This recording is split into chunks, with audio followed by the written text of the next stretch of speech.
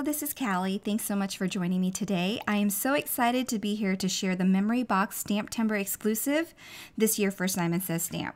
This is the True Friends stamp set, and there is a beautiful floral bouquet as well as some loose images. I'm just going to use the bouquet today and stamp it twice. And I've got an A2 size panel here, and I'm just going to stamp it on this panel as I want it laid out on my actual card. And the reason why I do this instead of stamping the full images twice is because I don't want to spend more time coloring than I have to. So if I stamp it this way, I know exactly what I'll use and it will only color what I need. So I'm not going to be wasting anything. All right, so some quick coloring. I'm just going to do some flicks with these colors. I'm using R81 for the lightest color, R83, R85, and then R56 for the darkest color. I'm adding the darkest color first, and then the second darkest, and then the lighter colors to blend everything out. And if you want more saturation or feel like it got over blended and kind of dulled out the darkest color, you can always go back in. So after I colored that very first flower petal by petal, I decided to move a little bit quicker by using one color for the full flower and then moving on to the next color. Also saves me from having to recap and open a lot of different markers. So I'm keeping it simple today and just using the same colors for all of the flowers in these bouquets. So once we're done with the pink flowers, I'm going to move on to the foliage.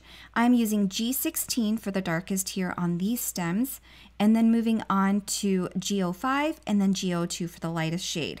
So 3 colors for the leaves, and then on the stems that are more forward, which I'll do next, I'm just going to knock off that G16 and then introduce a lighter shade for the lightest color.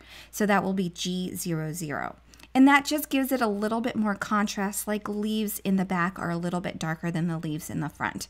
And then for the smaller leaves towards the base of the stems, I'm using G24 and G28, just very quick coloring.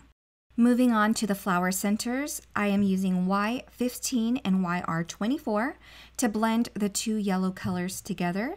And then when I'm done coloring all of it, I want to give it some texture and a little bit more realism. So I'm going to go ahead and dot it with some green as well as a dark brown. So I'm using G24 and E37. After stippling those flower centers, I am done coloring. So I'm going to go ahead and fussy cut that. There is a coordinating die for this stamp set, but I don't have it. So I'm going to be fussy cutting around this image, which I don't mind doing. It is relaxing and I actually enjoy it quite a bit. So I am using my cutter bee scissors here, and I'm just going to cut around the foliage, giving it a slight outline. And when I'm done doing that, I have it laid out here on my Altenew mat just to see if it all fits well. And I have it backed onto an A2 card panel too as well. So I've got my pet tool here, and I'm using Tattered Rose. I'm going to use it to keep my ink pad and lid in place while I ink blend. I'm just going to work that ink into my bristles and then apply that ink onto the corners where I want these flower stems to sit. It'll just give it a bit of color popping through in the background, just very, very soft and subtle. Any blues or greens would be really beautiful here as well. It just pops through a little bit behind that fussy cut image. And once I'm done coloring, I'm going to trim this panel down so that I can mat a card base.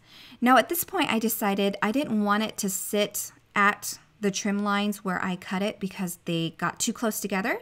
So I'm just going to make it so that it's going to be flush with a card base.